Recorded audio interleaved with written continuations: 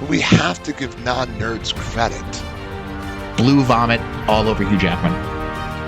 Absolutely bizarre.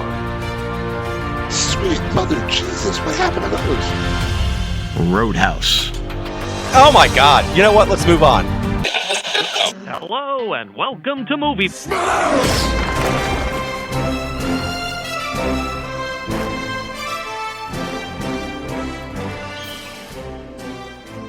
Hello and welcome to Movie Smash, the show where we dive headfirst into comic book movies outside the MCU. If you're new to the show, thanks for joining us. If you've been here before, you know the drill. Each episode, we're going to smash through a movie whose source materials from a graphic novel or a comic. Is it worth revisiting? Should it be forgotten? Let's find out. This is Movie Smash. I'm one of your hosts, Chris Roberts. I'm the founder of Off Panel Creations. With me today, I have Jeremy Parmentier. Hi, this is Jeremy Parmentier of the Retrovaniacs podcast. I was also shunned by my friends when I became a teenager, but not because I had mutant powers. And Fergel Mayo. I don't even know how to top that. This is Fergel Mayo, Gotham Knight Comics. We get our nerd on, and yes, we believe we are the future of our human race because we are Homo superior, which is our mutant love. So let's get into mutant love!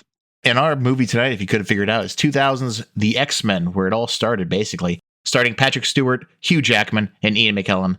Directed by Bryan Singer. Magneto believes that a war is brewing between mutants and the rest of humanity. If no one is equipped to oppose them, humanity's days could be over. You're a mutant. The whole world out there is full of people that hate and fear you, and you're wasting your time trying to protect them? You sure you're on the right side? I have made the first move. That is all they know. He could wipe out everyone in New York City. Logan, help us. So guys, before we jump into the movie, guys, this is our first episode we've been on together, just the three of us, in some time since Batman Returns. And he has returned. Yeah, it's been a little bit of time. We had a lot of guests on, a lot of them are really good, I think. Hopefully you guys have been keeping up with the episodes we've been putting out. So what was the favorite episode that you were not a part of that you got a chance to listen to? Ooh, this is a Johnny on the spot. I would say that Whiteout was an interesting episode. I got to listen to that, and I thought that was cool. And obviously, I'm still scarred by Del Morte. Even though I was in that episode, that scars me. I feel like I was in out-of-body experiments. Yeah, I felt bad. I missed all the ones that were kind of based on an anime or manga adaptation until the Guyver episode recently. So I liked Oldboy. I thought Oldboy was a great episode. I was sad I was not on it. Yeah, Oldboy was a pretty scarring episode for Fergel. I think you still write me letters about that. No, I'm going to say it was Del Morte de Muerto. That was much more scarring. Oldboy was scarring in its sense because it made sense. And then it got to the end of the movie and I'm like, what am I watching? But Del Morte, that jumps up into my waking dreams. It just gets at me sometimes. So guys, the X-Men. It's obviously a huge franchise, and I'm assuming you knew about the X-Men before you saw the movie. So what was your introduction to those characters? The comics. I mean, we are talking about, so when we talk about the evolution of Marvel, we talk about Spider-Man, we talk about Fantastic Four, and then we talk about X-Men. These were 1963, I'd say Bronze, Silver Age books. We're talking about the kind of the trinity of Marvel's entire setup right here, right? I mean, you can seriously sense the juice. I mean, even Disney's gotten to the point where they realize the next entire wave of their movie enterprise is built upon the X-Men. So yeah, I mean, I was familiar with them for years. I love these guys. Yeah, same thing. I wasn't as big of a fan with X-Men. That was my brother's comic arc, but I read all the X-Men books he bought. Again, I kind of kicked the more traditional superhero books, and he had kind of the darker edgy books. X-Men was kind of his least edgy book, but I did read those. I liked them. So I knew these characters well before I saw this movie, which I did see at the time. Unlike most of these where I see them today and I'm like, yeah, I didn't see this before. I did see this one, and I knew the characters even before then. Yeah, my introduction to the X-Men was actually the cartoon from the 90s. I love that thing, except for the last season. The last season was terrible. So, Jeremy, you were sort of mentioning you saw this movie in theaters. Fergel, did you see this in theaters when it came out? I'm assuming you did. I did, and this is one of the very few movies that I own the Steelbook on. My wife bought this for me when we were dating. This was a Steelbook movie. She bought the whole damn kit and caboodle for me. So I went through my movie shelf and dapped up the dust off it and was like, wow, that's a Steelbook. Here, look. I should just actually put it on the screen and be like, look, Chris, you're not the only one with the Steelbook. Yeah, I saw this in theaters too, and I actually do not own the steelbook of this movie. That was before when I started collecting, and those things are so limited that once they're out, they're gone.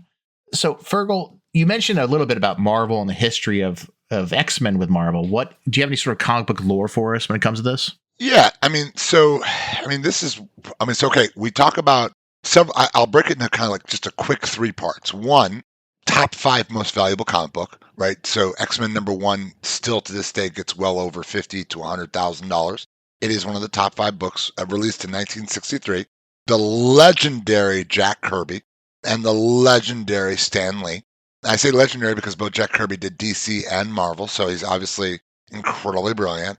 And Stan Lee wrote, this initially came out, X-Men #1, picked up again, and they ran I think a 66 issue run.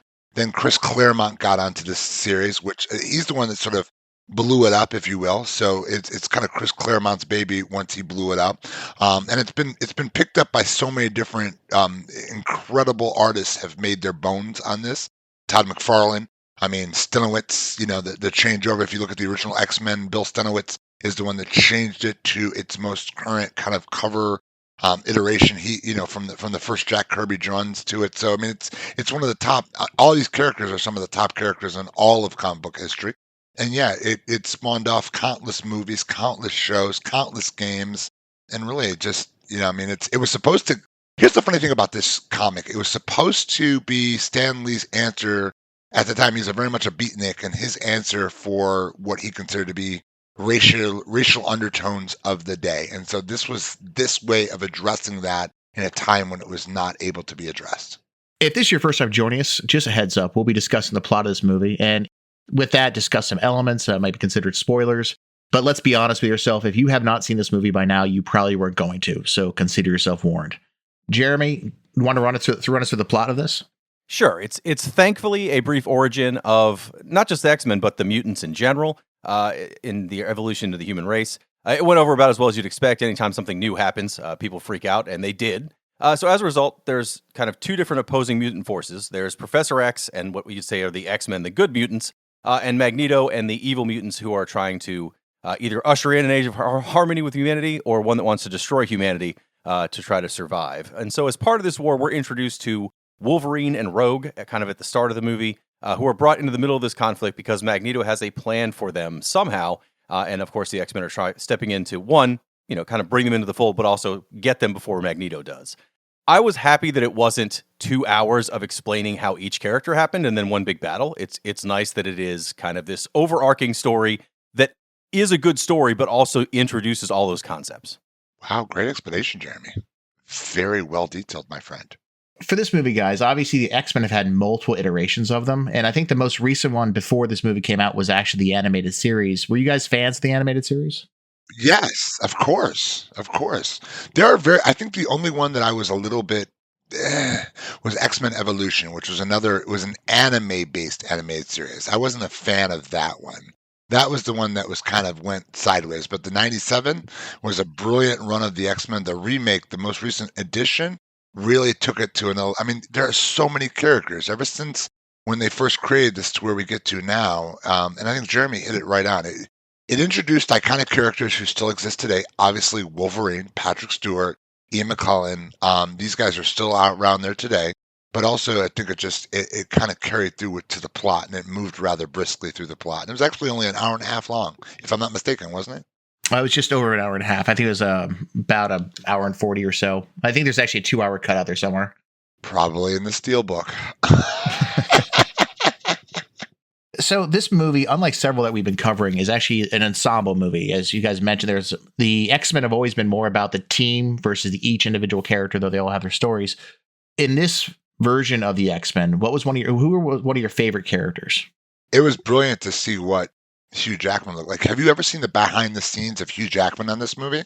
So this was, up until this point, Hugh Jackman was a relative unknown, right? He didn't do a lot of big things, right? He did some things.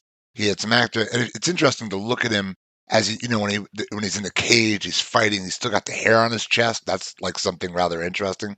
He's sort of it reminds me of the original Crocodile Dundee type scenario, and then he like switches and changes over, and so it's interesting to see the progression of some of these characters. I don't even think it to this point was Patrick Stewart still doing. Was he had already picked up on the next generation of Star Trek at this point, or was he? Because I think he was, but I'm not sure. It was after that. It was after that, so he was still relatively decent. I think Ian McKellen had done some pretty decent things as well. This is before the Lord of the Rings, if I'm not mistaken. But yes, yeah, it was interesting to see the kind of the evolution of even Halle Berry, and obviously we got Ray Park, which was I think a hell of a get for Toad. And I cannot remember the guy's name who played Sabretooth, but thank God he came back in the last one. Yeah, I was actually impressed with. I mean, I knew I would. I thought Professor X was casted perfectly. Same with Magneto. I thought both of them were great. I was surprised at how good Halle Berry was as Storm and how good Storm was as a character. Storm in the comics, I mean, when I read them at the time, I've read them more recently, and she is super powerful. But in the comics, I never thought she had like that much going on. Just that she could fly and she could control lightning. You're like, that's fine. But in this movie, they really take that character and ramp it up, and I think she does a great job as Storm. Yeah.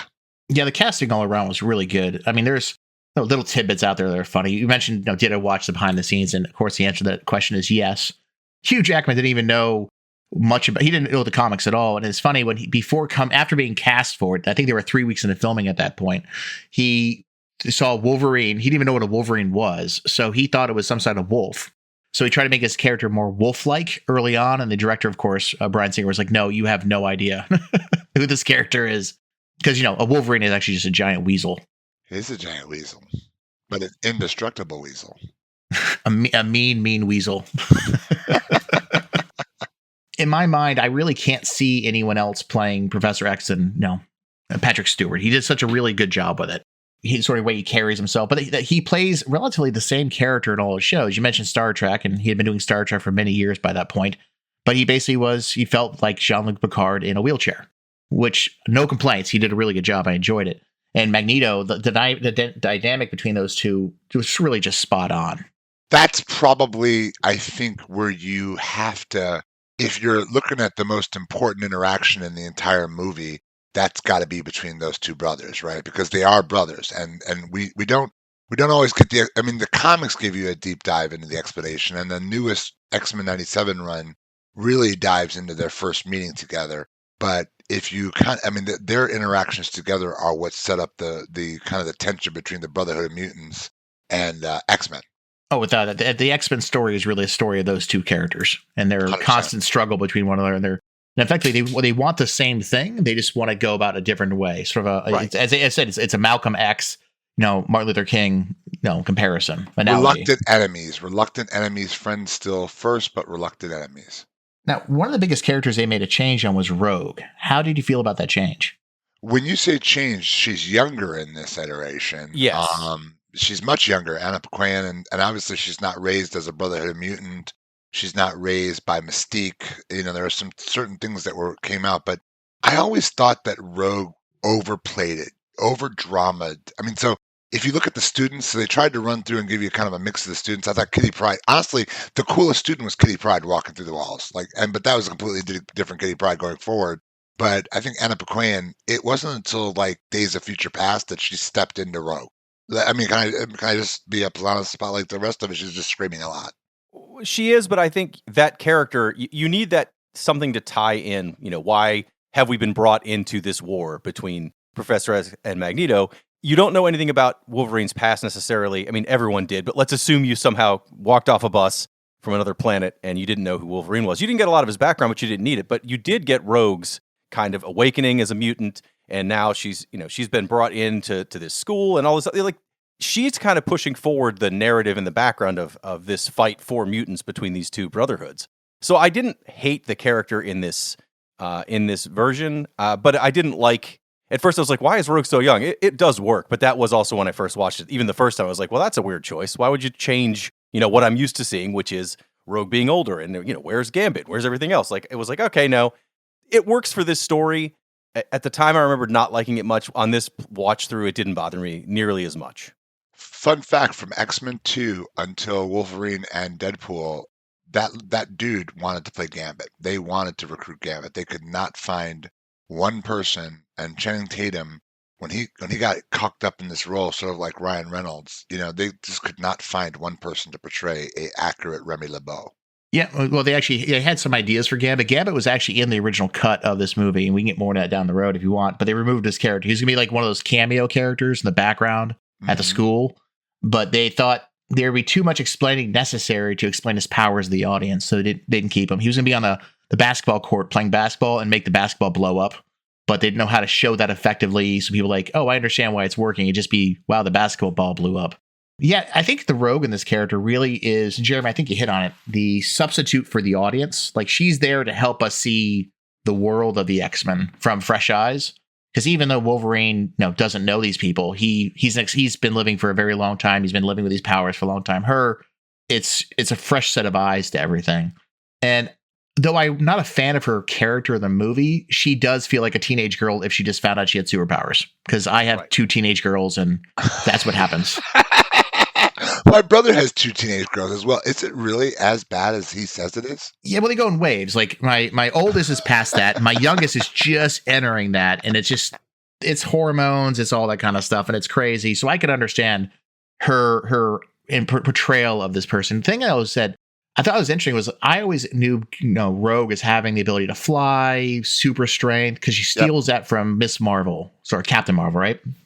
She steals a lot of powers from. I mean, she's actually stolen, and so her power set is not only and you hit it right there, Chris. She can take power. She can also hold them. She gets to a point where she can catalog them, and she can pull them out at different points. So she's actually an Omega level mutant. So I mean, as this, what we saw, even Scott Summers. I mean, he's an Omega level mutant. These guys are, what they show in the movie. I mean, Wolverine is certainly an Omega level mutant. So I mean. You're looking at the major power set of the mutants with what we saw in the movie.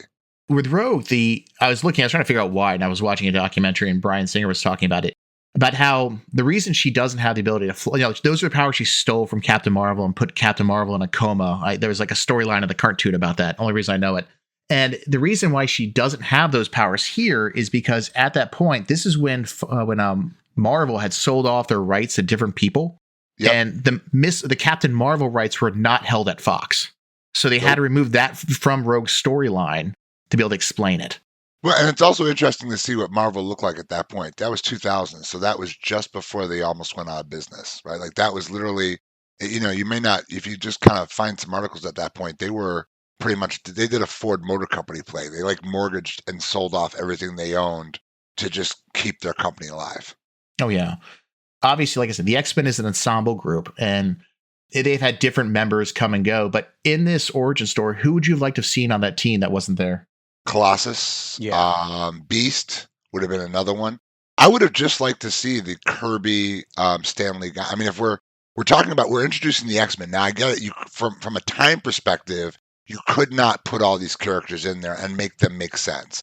I mean, even as I was doing the math in my head, like, so they show the first scene in the movie in 1944. That's when, because that fit perfectly into when the Hellfire Club comes up and, Sebastian Shaw. Okay, but it's 1944, it's 2000. So you do the math in your head, that's 50.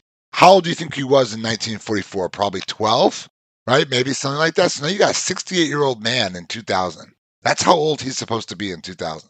So I guess his magnetic powers keep him young. Well, you could be young, spry, 60-something.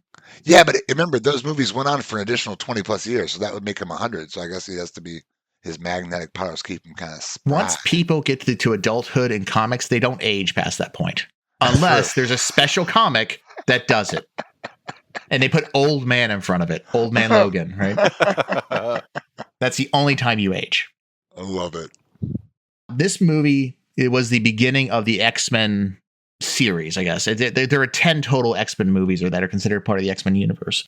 And this was the beginning. This was the origin for it. And is the only one that didn't pull from other comic book stories. Yes. This movie opens up on a concentration camp scene. How'd you feel about that scene? Great way to explain Magneto. And, I mean, again, if I'm being just a nerd, right?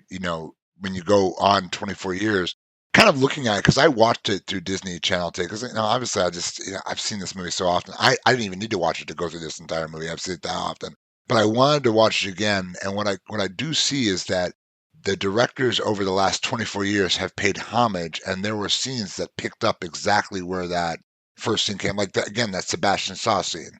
Even though it's a completely different Magneto, it's a completely different movie, I can see exactly how that fit in from that first scene. So in that respect, I thought it was cool. I wrote in the notes, I love the concentration camp intro, which makes me sound terrible. But I think it makes sense for the X-Men. If you're going to talk about someone who has been twisted by seeing what the worst of humanity is, right? You can't get much worse than a concentration camp. That's pretty much it. So having it start there, it makes sense for the time. It makes sense to show why Magneto is so already so like hellbent on that. No, we're never going to be coexisting peacefully with humanity. It's not going to happen. We have to force it because he's seen what happens if you just let things occur. So I thought that was a good way to start the movie. Yeah, I think it really set the tone because the whole point of the movie, the series, I think really is about humanity coming to terms with that they're going to be, they're the past, that evolution is now occurring and leaving them behind. And they have one or two things they can do, either accept that or try to find a way to stop that. Which is exactly why 1963 and that's exactly, if you ever go back to any documentary where Stan Lee talks about his vision, this is exactly what he was aiming for when he created X-Men, because he had riding on the success of Spider-Man. He was riding on the success of the Fantastic Four, the nuclear family, that he had to go with this one because he wanted to shake the status quo. I love the intro of Wolverine. I think, when I watch it again, it reminds me of Roadhouse, but a twisted version of Roadhouse. Yeah, of course. And the fact that I brought Roadhouse into this, both of you, you're welcome. So it just reminds me, he gets his ass, he's in the cage, he's getting his ass kicked, and then he just stops and he hits him with his hand, and it's like, oh! And then he just bangs him across the head twice, and the guy falls to the ground. I'm like, that is so, with the cigar, the whole nine, and then he's got the blades, and he did that. He had the growl, because if you go back in all the movies, the growl had to be right. He caught it right in 2000, which is absolutely phenomenal. First off, I think Roadhouse has come up in a previous episode of ours. I do not remember what that episode was. Every single episode. We actually talk about Roadhouse in every single episode. Right, and there's no reason not to. It's the third act of our show. We always bring up Roadhouse, and now it all is interconnected to Roadhouse. The other thing was that scene that you just brought up, the bar scene right there, that's the same bar that the concentration camp was filmed at. Wait, there's no bar in the concentration camp. They're on the outside of the bar. That's where they were all stuck in that little corral area. All that was filmed outside that same bar. So, oh wow! So they were saving some money. Okay, you gotta love how these people, these producers come up with how these location people come up with we can film 3 different scenes here and it will not look the same at all. Wow, that's impressive. What I liked was all the scenes with part of the plot of this movie is that Magneto's found a way to force a mutation in regular humans. To make them, quote, also mutant brothers. Now, it's not stable and there's a lot of problems with it, but when all the scenes involving after the senator that they capture and do this process on is slowly falling apart, I love all of that. I mean, it's almost, we talked about it for the Guyver, but it's kind of got a body horror feel to it, and I think that's really cool. Yeah, he sort of just turns that puddle at the very end. Yeah, when you can watch him dissolve, and it's like when he first tries to squeeze through the bars and he becomes this gooey liquid man, I'm like, okay, this is cool. Well, I do remember when I first saw this movie, I was wondering what villain or character they were trying to turn him into. Is it a weird version of the Blob? Where is this thing going? And I don't think it's supposed to be any character. Just it's a random mutation. Mutations are random. You don't know how they're coming about you, but his plan is quite ingenious. But he doesn't want to die doing it. No, of course he's willing to sacrifice all the other players except himself. Which actually, there's a scene at the very end with a chess scene between Patrick Stewart and Ian. Yep. The little tidbit that came out from watching the documentary on it, the two of them did not know how to play chess before that movie. No idea. So they had 2 chess masters come in and actually play the game for them. So when it's zoomed in, it's not them. It's just chess players playing it. So the style Ian is using, or Magneto, for those who don't know, the actors, he's using a very aggressive style. If you can see, he has sacrificed things like 5 or 6 pawns by that point of the game. But Patrick, or Professor X, has not. He's only lost 1 person the entire time. He's playing very defensively in that game.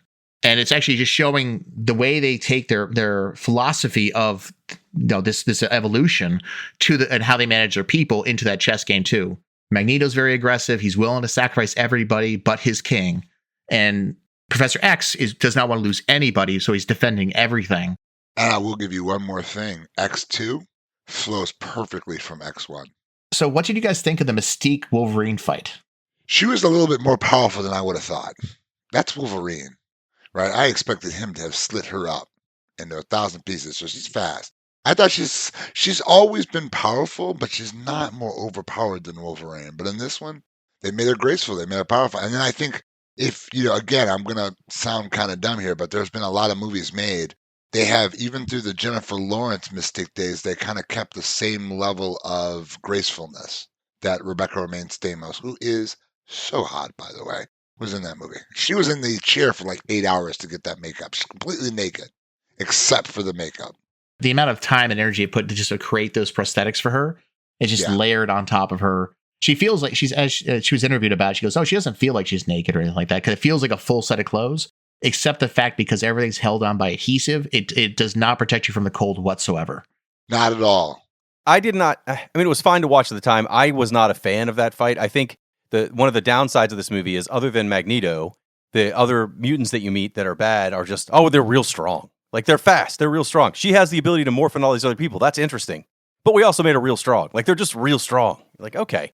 The rest of the good mutants, other than Wolverine, don't have that level of strength, right? You're not seeing Cyclops all of a sudden, like, bench pressing a guy. But for whatever reason, all these other characters are like, all the bad guys are either super strong, like Sabretooth, where he's just literally like the Hulk almost, or you've got, ninjas. So it's I thought it was kind of uninventive, but it works. I guess if you're limited by what you can conceivably do with effects and also money that you have. So in the same way that we didn't have Colossus, I was okay on this view through of like, okay, we have a small number of mutants, although Toad, admittedly, not the biggest X-Men fan beforehand. I don't know if Toad was one of the original like super villains in X-Men.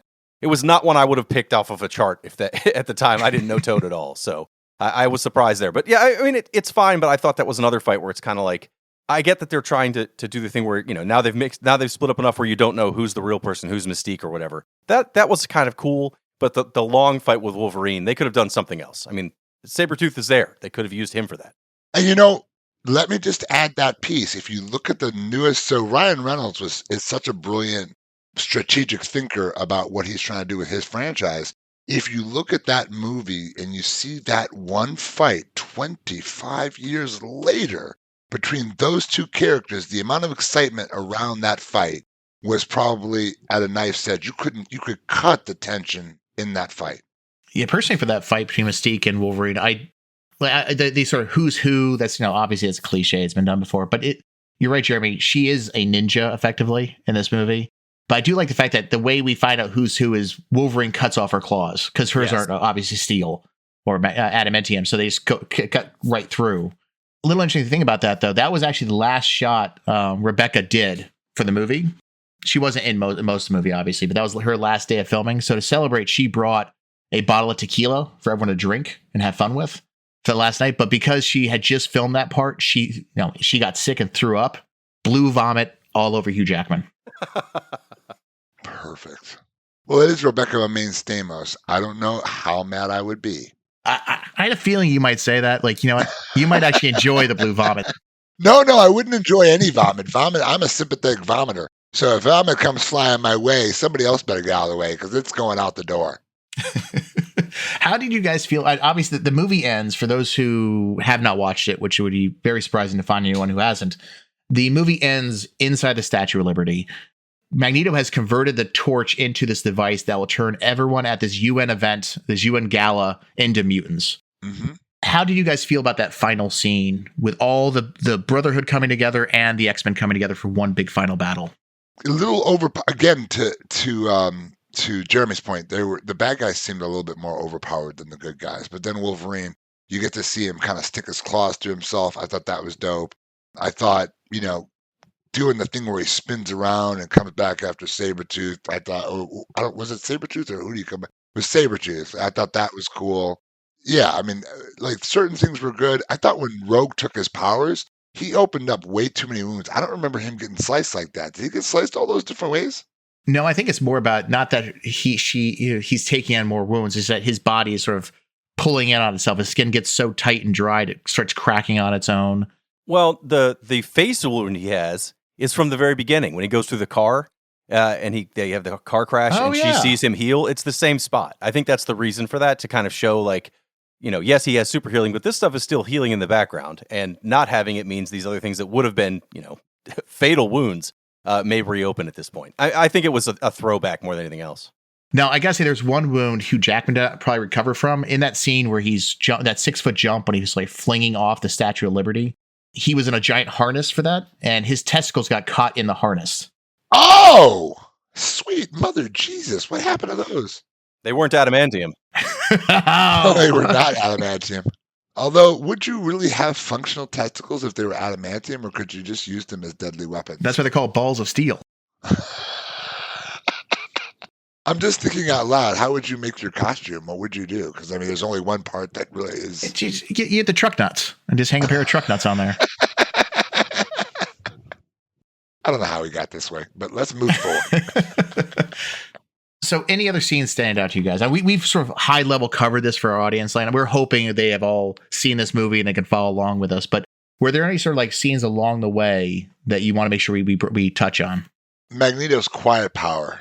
I like the gun scene. I thought that was really cool. I mean, he's got a lot of, and really they only showed up such a small portion of it. I mean, he's at that age, he's got massive power. They never really give you, I think the cartoon can give you a better scale of his power, but in the movies, it takes a lot. They don't really, I just don't think they give us, I thought the power display was great, but I'd love to have just seen more of that. More of that, because I think they gave us Professor X with Cerebro, his power, but they didn't really give us an opportunity to see how badass Magneto really is. I actually kind of like that they didn't give us backstories on every single character. Like when you're introduced to Cyclops and Jean Grey, it's just like, yeah, they're mutants, and you move on. And it's kind of the same even with Professor X and even Magneto. Yeah, you saw him at the beginning and you've seen him do some stuff, but you're not really quite 100% sure if you've seen everything they can do. And I like that we didn't have to sit there and have a bunch of flashbacks for every single character. I enjoyed that. There's so many of these movies we watch where they spend the first half an hour just doing that. So I was happy not to waste a ton of time doing that for every character. I'm glad you said that too, because that's one thing we keep bringing up with these superhero movies is that these origin movies in particular, that they feel the need to cover so much backstory and spend half the movie's runtime telling us who these characters are, which I get. I understand that, but there are other ways of doing it. In this movie, maybe it's because it was an ensemble cast and they couldn't spend the time to do it. By the end of this movie, if I did not know the X-Men, I think I really would have understood, some of who Wolverine is. He's a guy who doesn't remember his past. His body is covered in this metal, and it's just the warrior sort of feral type. I understand Rogue is being scared. I understand Magneto is torn. Professor X and Magneto are sort of two sides of the same coin. All that is understood through this movie. And I did not need to know Cyclops when he was a kid and first learning about his kinetic eye blast or anything like that. You don't need to know that. We'll save those stories for other movies. I agree with you. It's, Marvel took a lot of chances on this movie. Again, this was at a point at its time where it was close to being out of business. So, because they had made a lot of bad movies, or movies that now are called classics, but then were just critically and commercially a failure. So this was one of the first ones that really wasn't, and sort of allowed them to continue to build on it. And actually, the idea that this, this started giving us more of the Stan Lee, started creating that bit of an openness, kind of started bringing that whole process together. And again, I think it's fitting that it's back now, right? Because now the technology has moved in such a way as to where we've had this resurgence of love of mutants, and I think you're seeing it now. These are beloved characters, man, and they did a really great job. And I think spending too much time on it would have possibly ruined it, and maybe changed the future of these characters. Now, one thing I always like to do is try to figure out what was the director and the producers, what was their intent? What were they trying to go for? And in this movie, Bryan Singer's intent was to make it, could these characters exist in the real world? Could this be happening in real life? And he actually because as you Fergel from your reading, some comics can get a little outlandish, a little nutty sometimes with the power sets and the world, all the stakes involved. So he wants to feel like it was more real world, like this could happen tomorrow. He banned comics from being on the set. He wasn't looking for people who knew these characters, which it feels so different than movies these days. Like now you see someone doing a press junket about a movie, like, oh, I've always been a fan of these characters, or I've read up on this. I've read 100 comics on this character before I started playing them, and it feels very different between what Bryan was going for. Between those two models, guys, which one do you think works the best? I think it's a mix. I think what ends up happening is that it's a mix. Keep in mind, it's a different. I think the world was different in 2000 than it is today. Number one, I think you have to. You've built 10 years of a successful franchise. It's almost irreplicatable. You almost can't do it again. But Marvel is trying to do it again. So they built a franchise, and God bless them for it. It's amazing.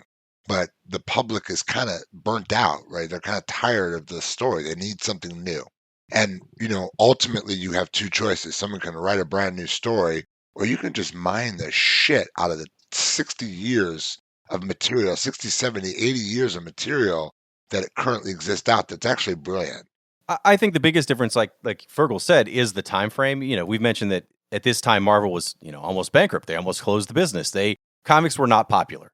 Comic movies up to this point, other than Batman and Superman, really hadn't done what you need comic movies to do. Especially, if you look at even earlier, like early 80s, late 70s, any of those adaptations that failed or did come out and were terrible outside of Superman, they really haven't had a solid set of Marvel movies. This movie and Spider-Man kind of reopened the door for people to say, hey, look, yes, these are based on comic books, but you don't have to follow the comics to understand this. And you could like this. And then you go back and try to, get into the comics after you've learned those. I think the movies today, specifically, and probably because of this movie and Spider-Man and the things that came up after this, it's assumed that you like comic books or you like superheroes or you like this stuff. It's not, hey, we're trying to get people who would never read a comic to see a movie, which I think X-Men had to do. Yes. Yeah, Jeremy, I think you're right about that one. I mean, at the time, the superhero market, superhero audience, I guess, really wasn't there. I mean, now it's huge. Now it's gigantic. Now, so many people go to see these kind of movies that have never read a comic book in their life. But at the time, that really wasn't the case. And I think this movie, with a few other movies, really helped bridge us to get to this point. Like Bryan Singer's attitude at the time was that he wanted to keep this movie very, very grounded. And that's one of the reasons why he banned comic books from the set. He wanted to keep all the fanciful out if he could. That's also why he cast a lot of actors who had no idea who these characters were. In fact, I was watching on one of the commentary tracks. Patrick Stewart was speaking, and he even said that at the time he was being cast in this movie, he had no idea what it was about. He thought it was connected to the X-Files somehow. That makes sense. Well, keep in mind, and this is also important to mention, Stan Lee's a brilliant writer. I mean, he created some great stories, but the material is circa the time for its kind of invention. I think it wasn't even until you got to the 70s till you got to the Claremont days, the Steranko days. You had to kind of push forward that you started getting great, the Perez days. George Perez, a lion of the X-Men. I mean, made some amazing stories. Material's everything, right? I think one of the reasons why X-Men 97 is the best new Marvel project out, just right now, like out, is because of the fact that they were pretty the adaptation to some of the stories were amazing. Now, this movie comes in at, I mentioned earlier, about just over 100 minutes, 104 minutes. Time-wise, was it enough time to hit all the points, or do you want more, or was it just the right amount? Or less? You could have asked for less too, I guess. I think it hits a good mark. I thought this movie moved well. It did have a good story. It wasn't one of these things like, like Ghost Rider or something where like you felt like you had to build up the whole character for the whole movie, and then the actual end sequence is like, yeah, that's fine. Like, I thought this hit what it needs to. It keeps that larger scale discussion of the two different brotherhoods of mutants against humanity, and still on its own. If they never made a sequel, I felt good. I wasn't like, okay, now I need the sequel to tell me XYZ. I think most of the current Marvel movies, you kind of feel like the first one is, okay, this is an interesting character because I know this other thing's coming later. This feels like a good, cohesive block, and it moves fast. I actually agree. I think this movie has a very simple process. It tells who you gotta. If you're not a Marvel fan, if you're not even an X-Men fan, you go out of this movie, okay, there are two Brotherhood, there are two factions, two leaders, teammates on each team. And then you've got this amazing school at 107 Gray Malkin Lane, in Westchester, New York. And it's not just a school. You've got strategic pieces, the med bay, Cerebro, the aircraft, the school itself, the different classes, that there are more than a few mutants. I just think you've got all of that. And then you've got an overarching plot where it just sort of, okay, how do we got to move to the plot. They get you to the plot. It's the first time Magneto and Wolverine, what interesting metals. So it just kind of, it introduces that subplot, it introduces a lot of those subplots, and then it ends succinctly. It doesn't give you a lot of, cliffhanger scenes. And really, had they not made a second movie, that would have been cool. But I think the fact that they made the second following right into the first was awesome. One of the things I'm sort of upset about with the MCU movies that Jeremy sort of hit on it is that it feels like the commercial for the next one, which was cool at first, but after a while you kind of sort of overbearing. This could have been a standalone. They could never have made a sequel. It would have been fine. I'm glad they did. But yeah, it's a good standalone movie. The pacing for me works just great. There is, like I was saying, there is a 2 hour and 32-minute cut version of this film. Do you want to see that movie? I may have seen that, but that would have been years ago when I first got this as a steelbook. I haven't opened that movie up. I've got a whole shelf of movies that have pounds of dust on them because I stream everything now. I mean, I would be interested in that, but I'm also, a comic fan. I'm an X-Men fan. I'd like to see what they cut, but I don't know if I think it would make it a better movie having the extra time, right? I'd like to know what's in that extra 30 minutes. So this movie, most superhero movies, effects are very important. How do you guys feel about the special effects in this? It had some CGI to it. How does it stand up? As opposed to today, you can see the limitations of 2000. I think this movie, more than most, shows you the practical effects are phenomenal. The CGI, I think it was good. But I think when you compare it to what has recently been in the last few years, you can just see it's been like another level of evolution. I don't think they went super heavy on the CG though. So it's not Ghost Rider's head, right? There's nothing in this that I was like, ooh, the whole time. This ended up, because it is so many practical effects, and it was a lot of, as much as I complained earlier about the Mystique and Wolverine fight, the fact that it was a physical fight, yeah, those hold up as well as they ever would, right? Those don't really age well or better or worse over time if it's physical effects and people actually fighting. So I think it held up a lot better than I expected, especially because we've watched so many other movies that have not from this same general time frame. But no, I think this holds up well. Yeah, there are only a couple effects. I can't remember. I think there was the one with the jets flying low across the harbor. But beyond that, most effects hold up to this day, I think. Because I think it was at that prime period where CGI was being used to accentuate the practical effects versus taking over everything. Yes. Because you're right. Ian McKellen, shortly right after the filming of this, went off to go to Lord of the Rings, and that is so much practical effects and very few CGI. Like I said, I think we are still at that sweet spot where the practical effects were still appreciated, and they were putting their toe into the CGI to see how it could make things better versus eventually becoming just everything. Actually, Lord of the Rings was the, like Avatar, it was the revolutionary groundbreak. What Peter Jackson's studio did was give you this amazing, real everything, and then blend the most. Golem or whatever the little my precious. That Andy Serkis changed the game on stop motion technology on that movie. It was, he changed the game forever.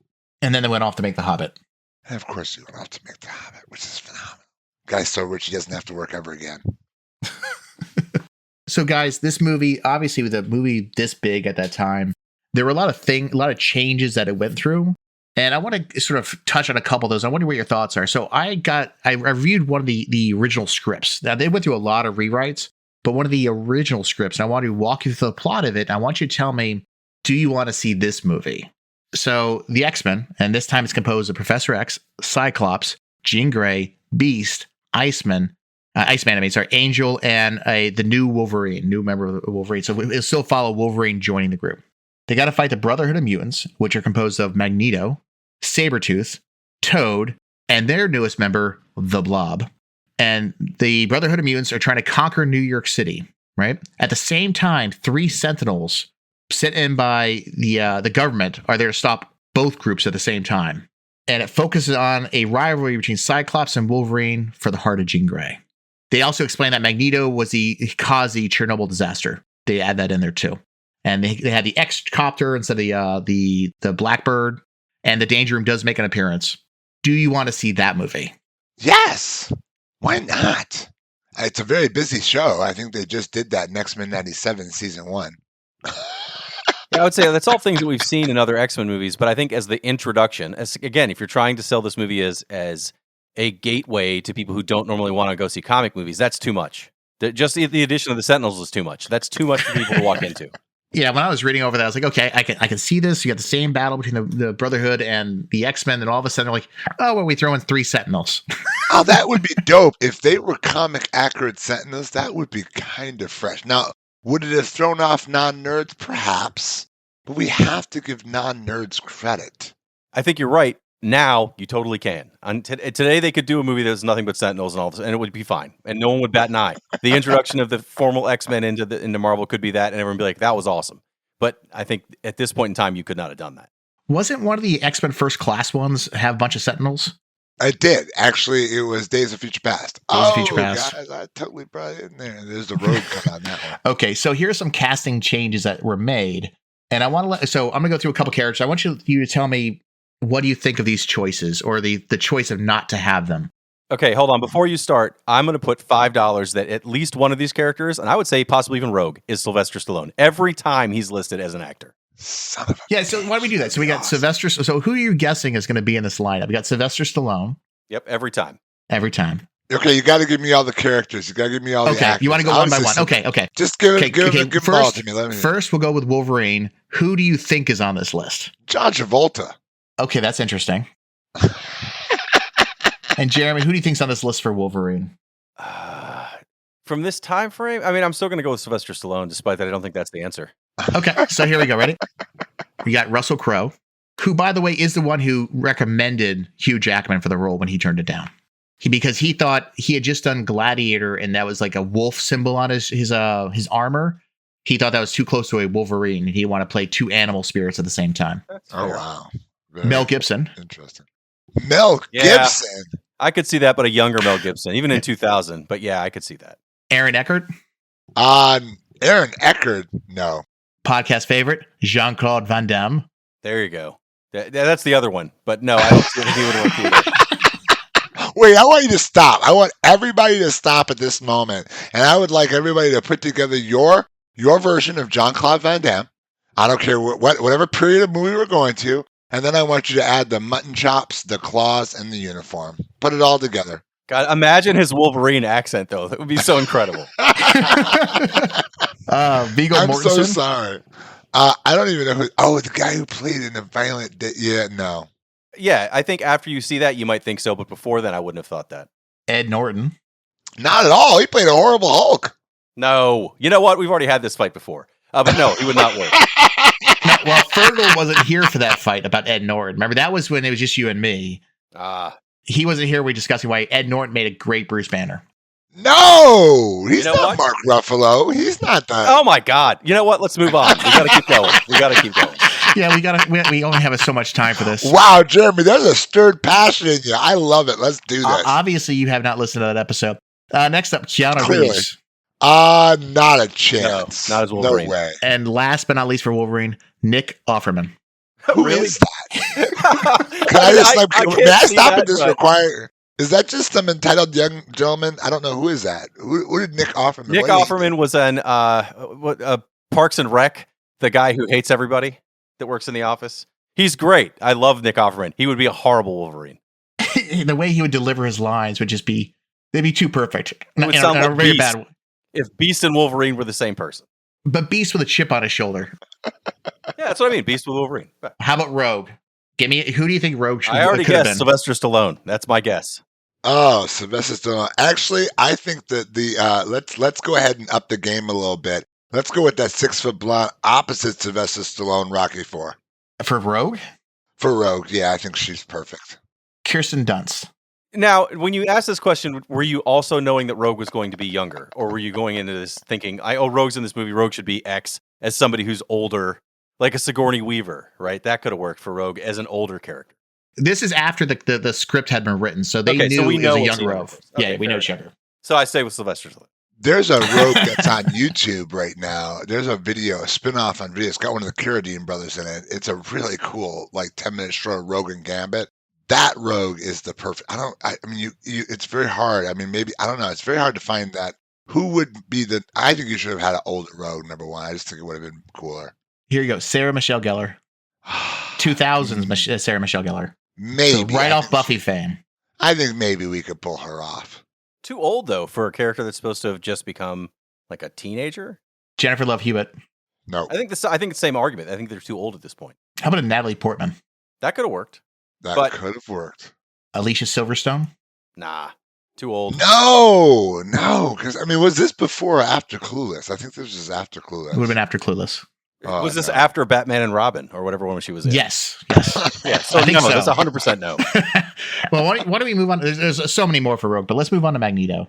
We have, let's see, we have David Hembelin. Who is that? I forgot to ask who you guys thought should be Magneto besides Ian. Oh,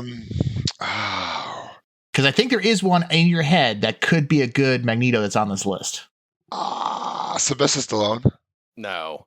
He would be a Come horrible on. Magneto. I'm saying he was in the list, though. They always have him in there. No, he would be a great Magneto. I think he would give you a performance that would be different. Arnold Schwarzenegger. Well, actually, okay, so in fact, David Hemmerlin, he played General Zod in the Man of Steel movies. Oh, yeah, that'd be good. But the one that I think that would make some sense, Christopher Lee. Yeah. Yeah, in you the same way need that a Ian little McKellen bit- did. I almost think Sam Donaldson should play Magneto. The newscaster? No, although that would be interesting. But there's just like another Sam Donaldson. He's like a gruffy, kind of a cowboy guy. All right, let's change gears to Storm. Who do you think could be at Storm? Grace Jones. I think Halle Berry was a perfect Storm. So it's hard for me. That's one of those things where on paper, when it was mentioned, I was like, oh, that makes sense. Like, I didn't even question it. Okay, we have Angela Bassett, Too old. Janet Jackson. What? Also too old, though. I'm just bothered. No, I mean, you with saying everybody that else out being, loud. with all the other characters being the age they are, those are both too old. Jada Pinkett Smith, Maybe. Yeah, I could have seen that. Maybe. I could have seen that. and Vivica Fox. Nah. I'm trying to think age. She might was have in, worked. she was in Kill Bill. She was the Kill Bill girl. Yeah, no. I think that could have worked too, but I think Halle Berry was perfect for this. So Okay, we only got a couple more to go. Jean Grey, ready? So who do you think would have been a good Jean Grey? Julia Roberts. ooh, that's a pick I can see on that list, but that would be awful. She's not on the list, thankfully. Charlize Theron.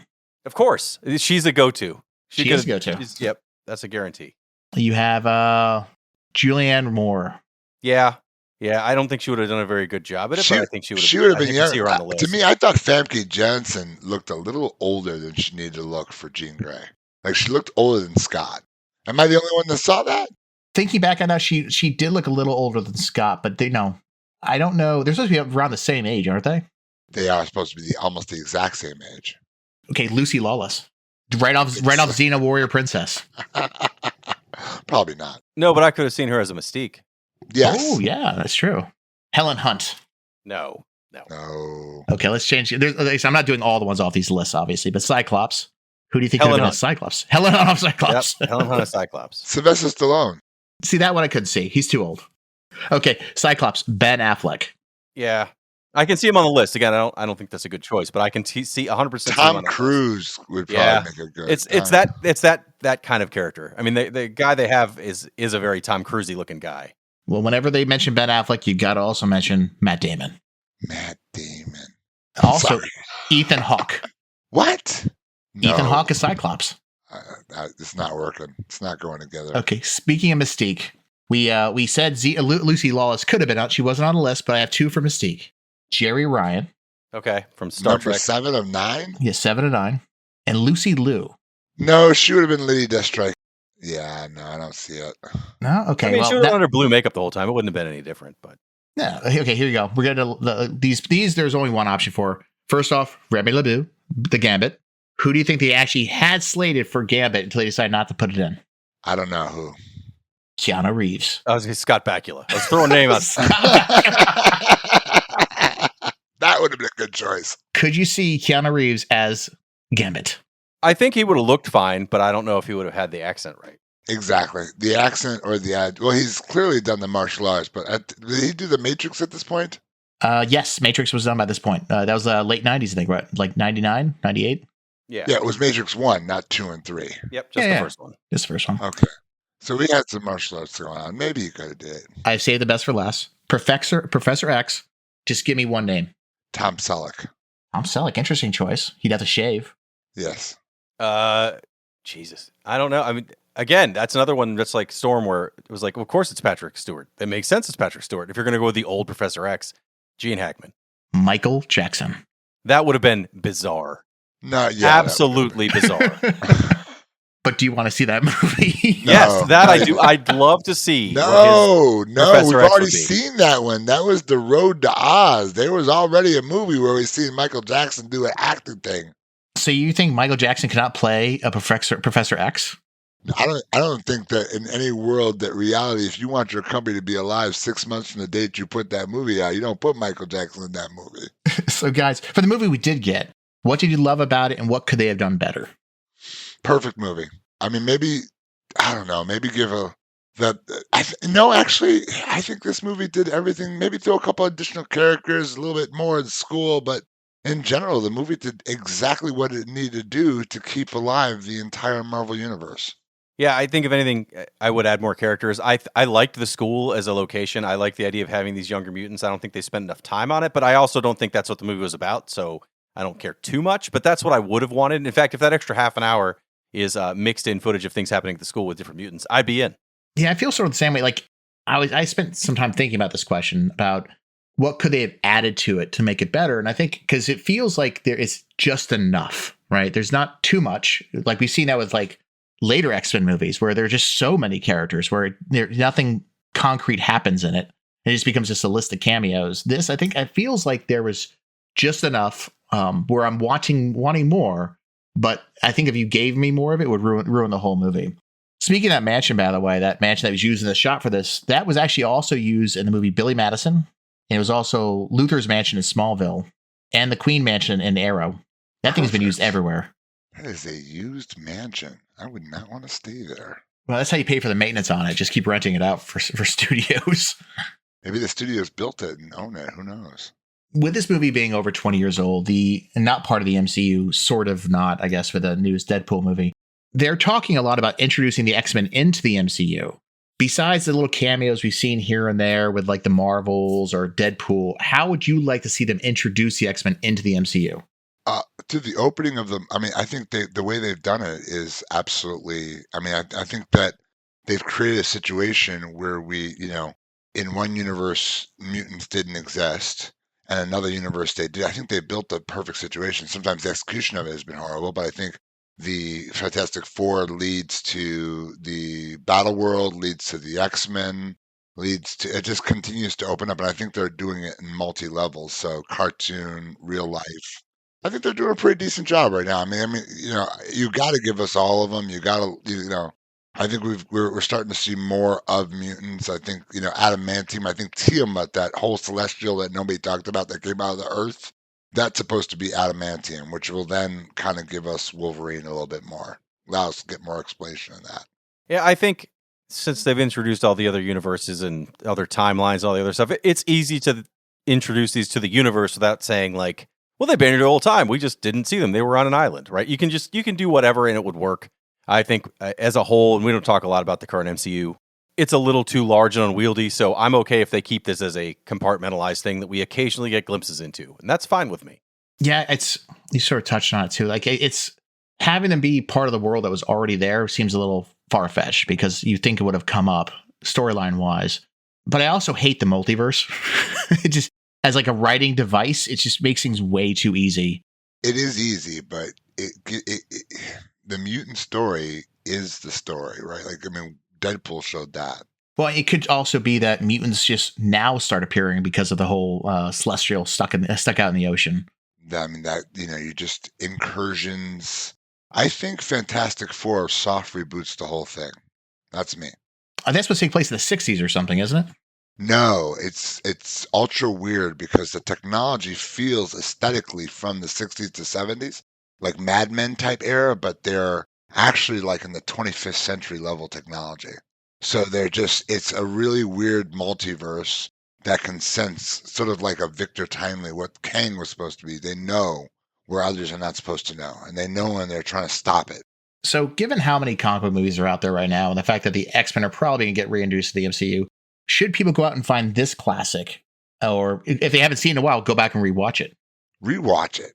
Rewatch any of the old Disney movies because now it's all in one station. So I enjoyed it. Like I put it on. I was like, oh shit, here we go.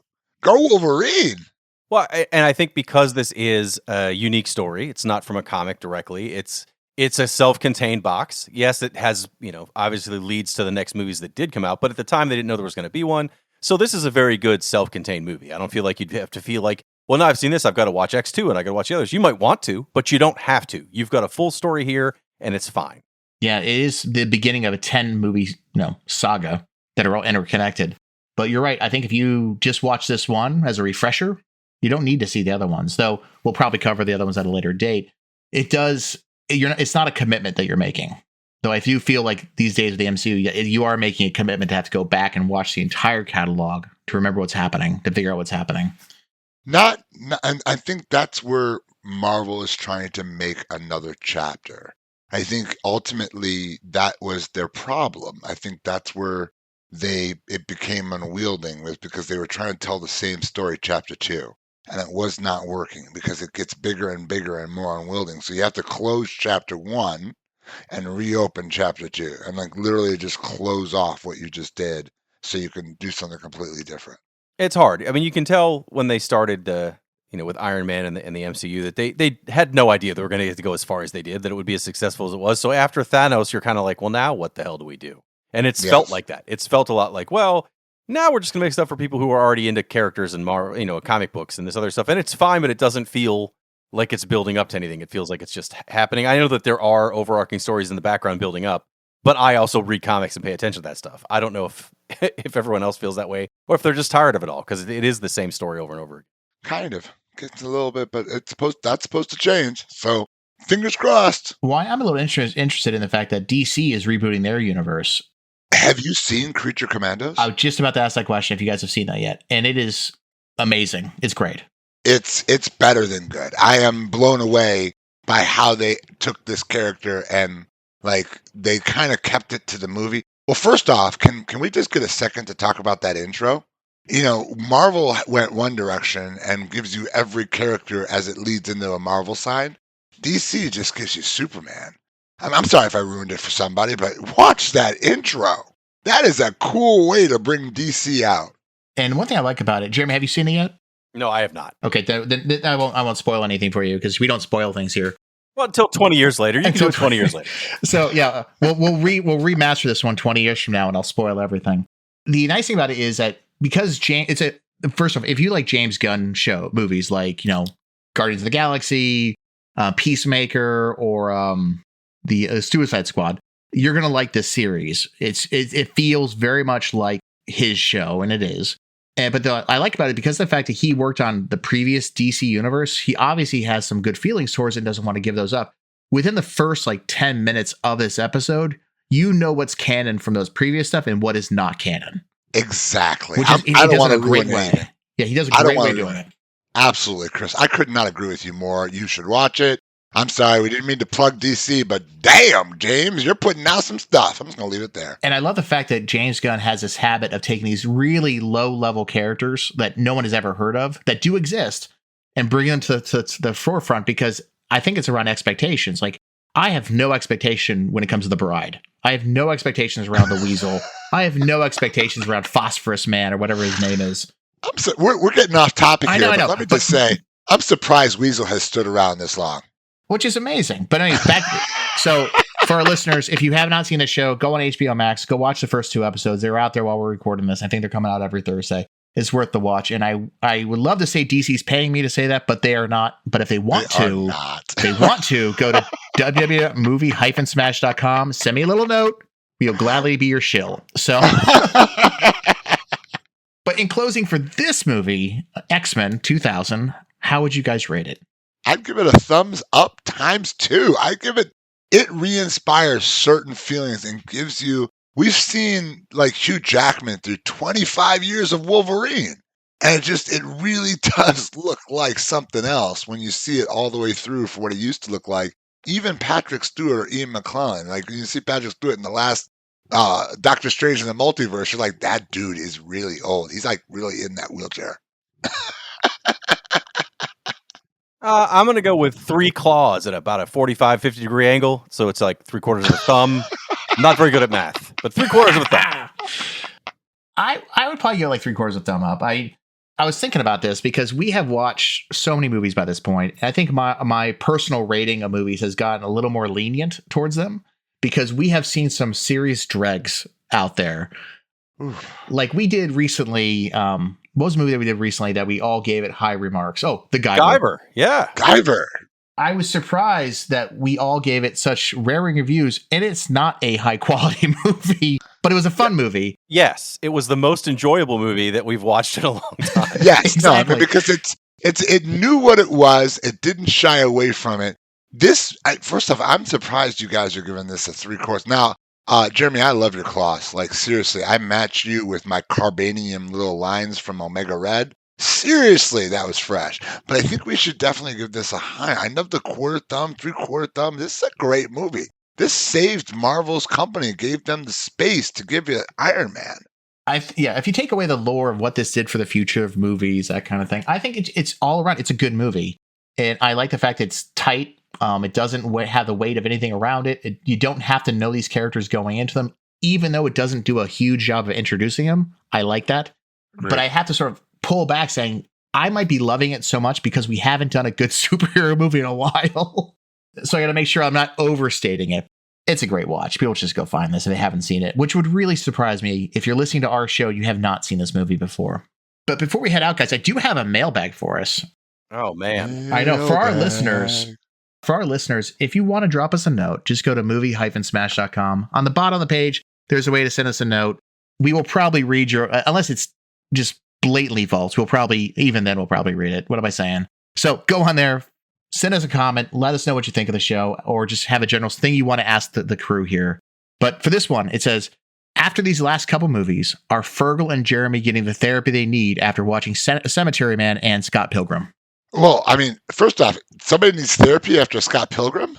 What? You should listen to it. I had a breakdown because it's essentially about me.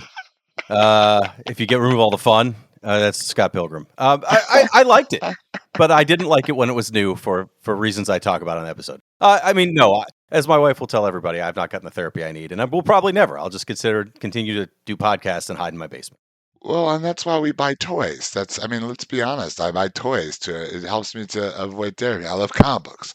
I'm a comic nerd. So I love life, and I've got a wife and I've got a son, and I love amazingness, but I love comics too. And I am actually genuinely excited when I see low-level characters like that in Creature Commandos. Disney, you didn't pay me to say that. But like Chris, if you want to, we're always available. You know, as my youngest daughter would say, Fergel, that sounds like a lot of cope. It is, but we work with it. Jeremy, where can people find you outside this podcast? I can always be found at retrovania.net, where the Retrovaniacs podcast lies, along with our YouTube channel and everything else Retrovania. And Fergel. Oh, we got that Facebook page out there. We're continuing to do this movie smash. We're continuing to build up different opportunities, and I'm excited to get ready to come back here shortly. And so we'll keep you guys in tune as we build Gotham Knight Comics Returns. And for me, besides finding me here at Movie Smash, you can always find me at Off Panel Creations. We're always building some piece of nerdy furniture. I want to thank you, our listeners, for spending some time with us. And if you have any thoughts about the X-Men and how it's even better, or maybe it's the best X-Men movie, who knows? Anyway, send us a note over at movie-smash.com, and we'll see you in a couple weeks. Thank you again for listening, and I hope you enjoy the show. This has been Movie Smash with Chris Roberts, Jeremy Parmentier, and Fergel Amayo. Produced by me, Chris Roberts. Executive produced by Off Panel Creations, LLC. Movie clips provided by the respective studios. You can rate and review the show at Apple Podcasts and Spotify. You might even find your review read on a future episode. Got a question for us? Visit us at movie-smash.com and send us a note. It too can be read on a future episode. If you haven't already, please subscribe to Movie Smash wherever you listen to your podcasts.